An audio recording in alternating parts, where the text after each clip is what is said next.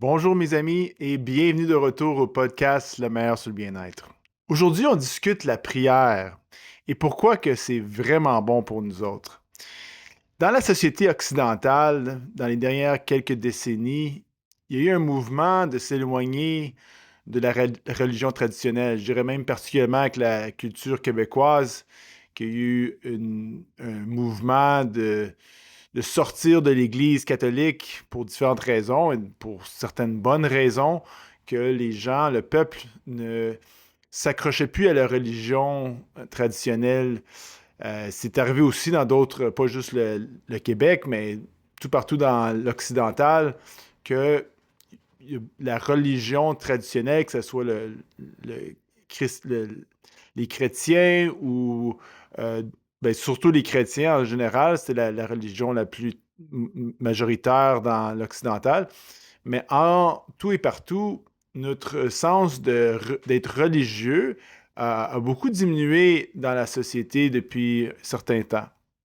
Et je ne suis pas ici pour débattre si c'est une bonne ou une mauvaise chose. Je peux comprendre pourquoi. Il y a quand même, on peut dire, dans les textes comme la Bible, certaines choses que semblent pas trop être dures à digérer ou à accepter au complet des fois. Fait que, en même temps, j'ai beaucoup de respect pour les gens qui s'identifient avec la religion, qui pratiquent certaines religions. Je pense qu'on a de la place pour tout le monde.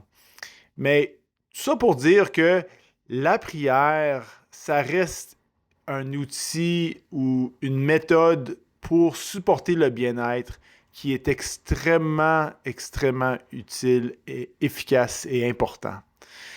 Mais je dirais que pour les gens qui sont éloignés de la religion, la prière devient un peu éloignée ou mystérieux ou on ne sait pas comment vraiment adopter la prière sans être ancré dans un certain, euh, une orientation religieuse, disons, dans, ou à croire, si on ne croit pas dans le bon Dieu, dans la façon plutôt traditionnelle religieuse, ben pourquoi prier? Ça veut dire quoi prier? C'est je prie à quoi? Fait que la prière devient un peu difficile pour certains gens à utiliser pour supporter leur bien-être quotidien.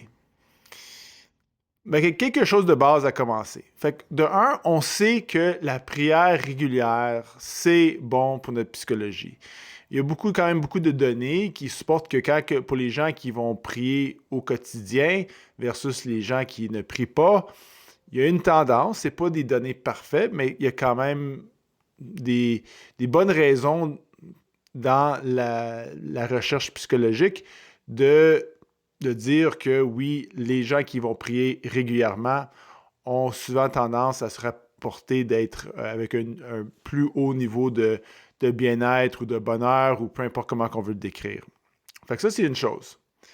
Mais ce qui est intéressant, c'est que même la forme de prière semble avoir une différence. Puis ça, je pense que c'est très important. Puis ça s'applique beaucoup à notre discussion aujourd'hui. Fait que la forme de prière. Fait que de un, la prière, disons, répétitive ou cérémoniale, disons, d'avoir une prière très fixe et répétitive, ça peut être utile, mais ça semble être pas la façon la plus efficace de vraiment bien supporter le bien-être. Mais là, je suis sûr qu'il y a des gens qui peuvent se débattre avec moi qui aiment beaucoup leur prière, puis ça, c'est correct. Je ne suis pas ici pour dire ça, pour dire comment que les gens doivent absolument prier. C'est juste pour vraiment bien discuter le sujet de la prière d'une façon qu'on peut peut-être trouver des façons utiles d'aller de l'avant. Alors, la prière, disons, répétitif, fixe, c'est une méthode, tu sais, utilisée beaucoup, mais ça ne semble pas être la façon la plus efficace d'utiliser la prière quand on parle du bien-être. La deuxième forme de prière que souvent les gens vont utiliser, c'est la supplication, de supplier le bon Dieu pour quelque chose. S'il vous plaît, tu sais, je veux pas cette situation dans ma vie, aide-moi à enlever la situation, bon Dieu, ou euh, aide-moi à donner quelque chose, ou quelque chose comme ça. Et le fait que supplier le bon Dieu à travers la prière aussi ne semble pas être la prière la plus efficace pour le bien-être. Mais quand on regarde les données, ce qui semble suggérer, c'est que la prière, qu'on peut dire pro-sociale, c'est-à-dire quand on prie pour les autres, c'est un exemple, prier pour les autres, souhaiter les autres qui peuvent passer à travers leurs épreuves, d'être plus heureux, de relâcher leurs souffrances, d'avancer dans la bonne direction. Quand on prie pour les autres, on va dire que c'est une prière pro-sociale.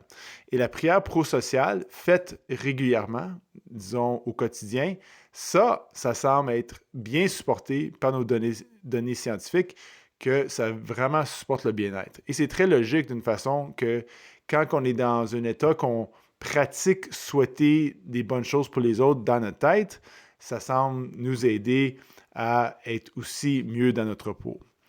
Fait que la prière pro-sociale, aussi des fois juste de souhaiter, de faire appel à des qualités pro-sociales envers nous-mêmes, c'est aussi une façon, disons, pratique de prier. Et fait que par exemple, il y a une grande différence en dire Dieu, le bon Dieu, s'il vous plaît, enlevez-moi cette épreuve ou cette situation qui me fait souffrir. Je ne la veux pas. S'il vous plaît, bon Dieu, enlève-moi ça.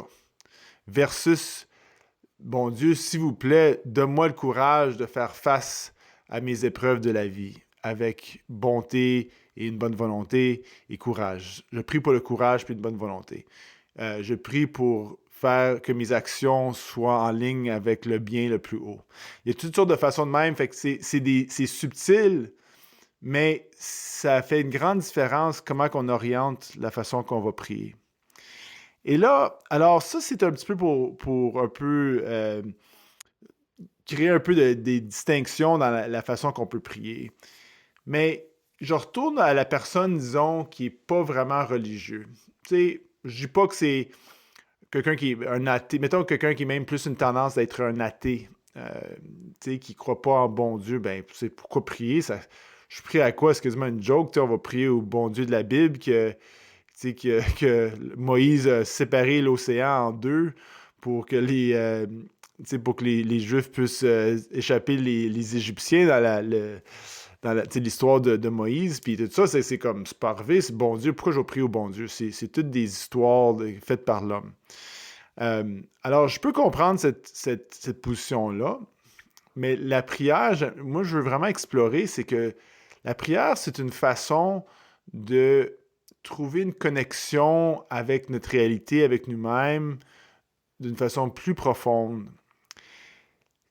Peu importe comment qu'on voit notre orientation, disons, spirituelle, religieuse, il y a des choses qu'on ne peut pas aller autour. On ne peut pas nier que notre existence, la réalité, est supportée par une grande, grande intelligence. T'sais, si on regarde à une petite cellule, si tu prends une petite cellule d'un champignon, ce sont les cellules les plus simples qu'on connaît dans la biologie.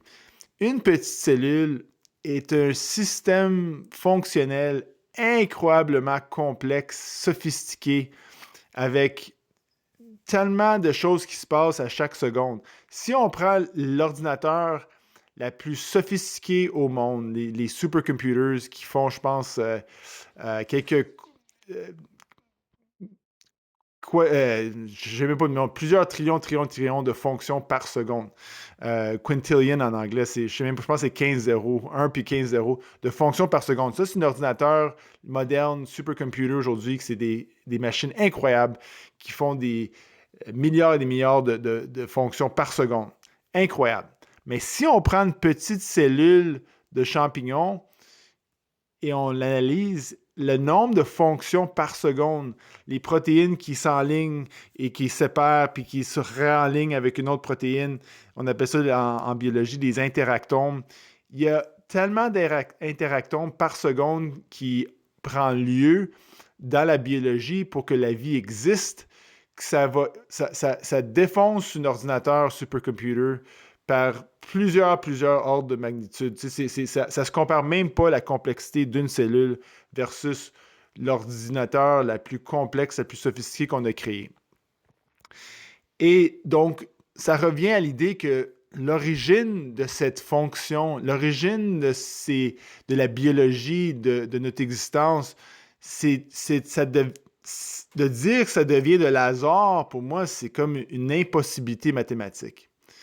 Donc, si c'est pas par l'hasard, ça vient d'une intelligence, une grande intelligence incroyable qu'on ne peut même pas bien imaginer dans notre tête tant que ça ne surpasse.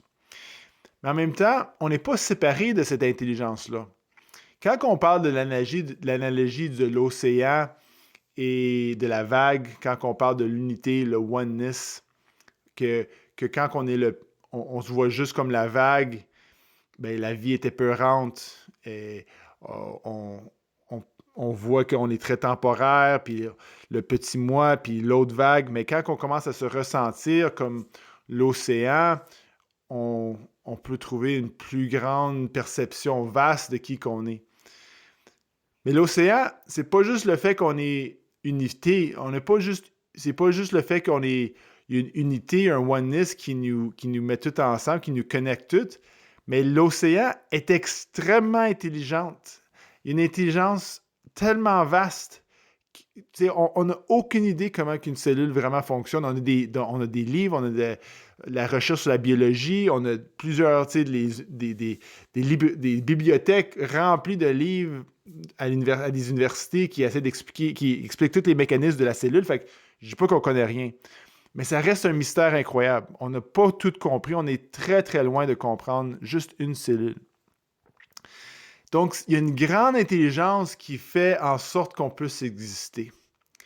Et la prière, c'est un sens de se soumettre ou d'inviter cette grande intelligence dans notre cœur, dans notre cerveau, dans notre être, d'inviter le fait que la vague, elle invite l'intelligence de l'océan de s'enligner avec cette intelligence-là.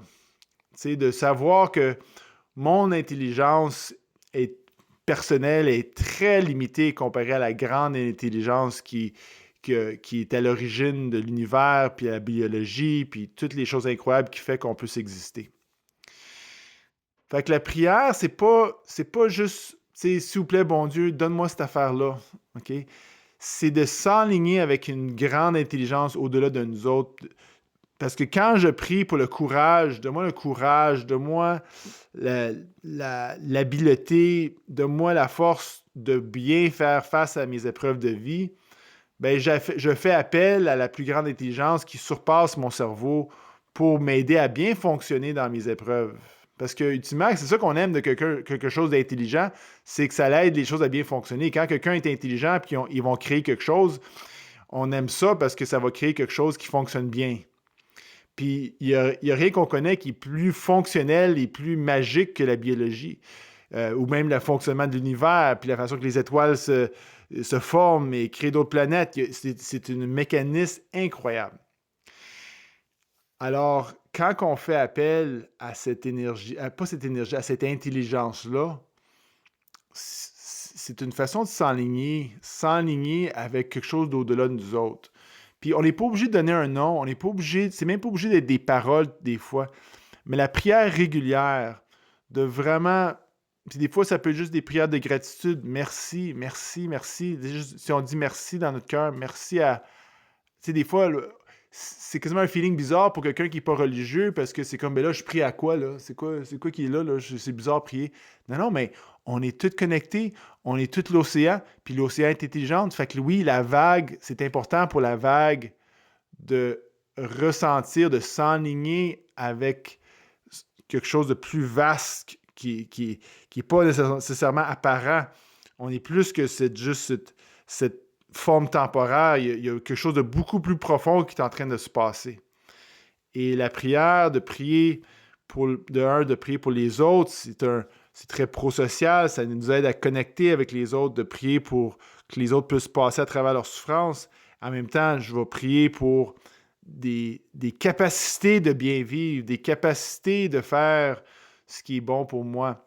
Fait que toutes ces choses-là, on sait de façon répétitive, c'est extrêmement puissant pour supporter le bien-être. Puis moi, je dirais dans mon expérience euh, comme travailleur de santé, que les gens qui vont s'enligner avec la prière, de vraiment prier d'une façon sincère, pro-sociale, prier pour des qualités, pour faire face à leurs épreuves, c'est certainement utile pour supporter le bien-être.